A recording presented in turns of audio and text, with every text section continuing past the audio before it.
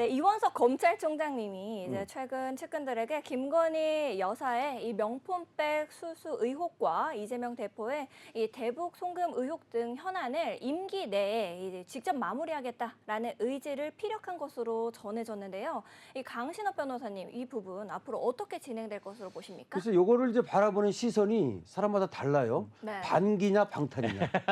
이게 반기냐 방탄이냐. 네. 네. 그래서 지금까지 뭐 수사를 해왔는데 이번에 와가지고 특별히 특수부 검사를 3명이나 또 보강을 네. 하고 그리고 또 자기가 임기가 이제 이원석 총장이 9월이거든요. 네. 그래서 임기 전에 뭐 끝내겠다 또 이런 얘기도 하는 걸로 봐서 네.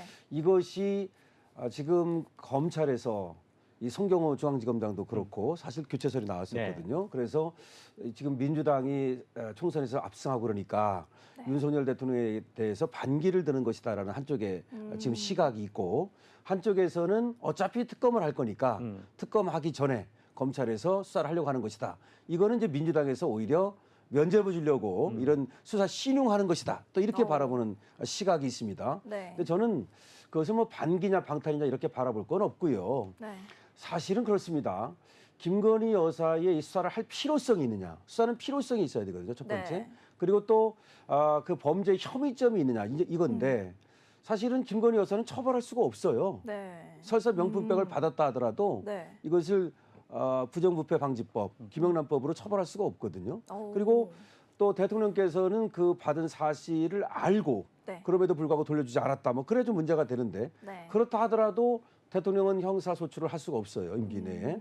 그렇기 때문에 이거는 지금 꼭 해야 될 필요가 없고 네. 만약에 필요하다면 나중에라도 뭐 임기 끝내고 그래서도 할 수가 있겠죠. 그래서 조금 저는 이것을 하는 이유가 조금 석연치 않은데 네. 여기에 대해서 어떤 얘기가 나오느냐면은 그렇게 김건희 여사 특검을 할 것 같으면 김정숙 특검, 예, 그다음에 김혜경 특검도 해야 되는 거 아니냐. 그렇게 또 얘기가 나오는데 저는 어쨌든 이것이 뭐 수사를 한다고 하니까 뭐 수사를 한다 하더라도 법과 원칙에 따라서 편향되지 않게 네. 그렇게 수사가 이루어지기를 바라죠.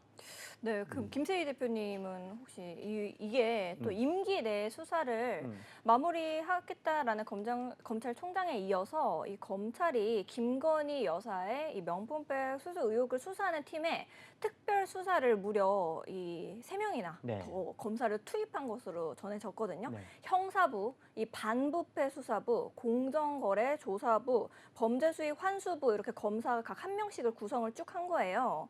이게 이 권력형 비리 또 부패 사건 등 난도가 좀 어려운 사건들에 이렇게 사건 담당이 붙는다고 이렇게 들었거든요. 이 부분 어떻게 생각하시나요?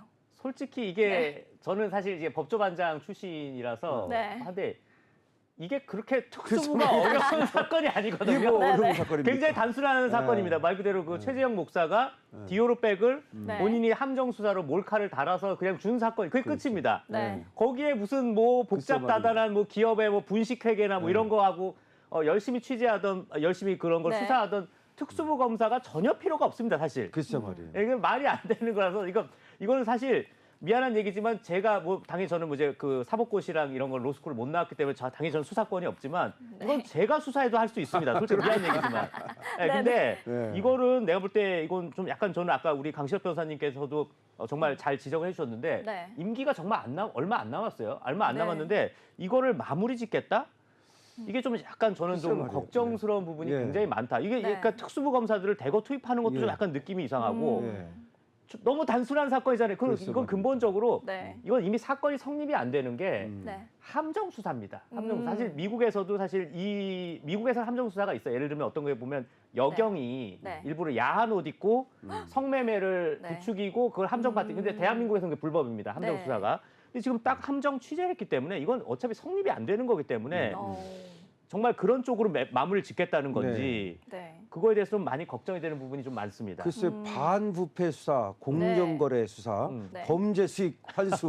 네. 뭐 범죄 수익 환수니까 뭐 명품백을 환수하겠다는 것이 네, 네, 네.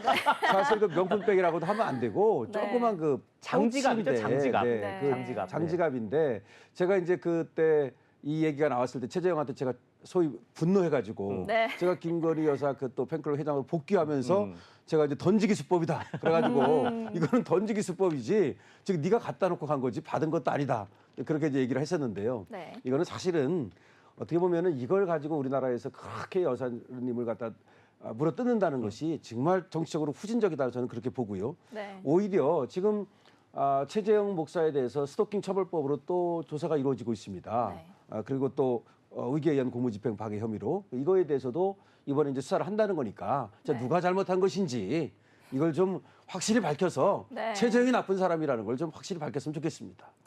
근데 뭐 이 조국 혁신당의 이 조국 의원도 검사 3명을 추가 배치로 한 것이 강도 높은 수사를 했어도 별거 없었다라는 결말을 낼 게 충분히 예상된다라고 말을 했었거든요. 아니 저거 모르는 게 없어. 아니 무당이야 뭐야 미리 다 알아 미리 다 알아. 네. 그리고 미리 일부러 선수 쳐가지고 김 빼기 하는 건데 그러니까요. 예. 그렇게 네. 하지 마세요 조국 씨.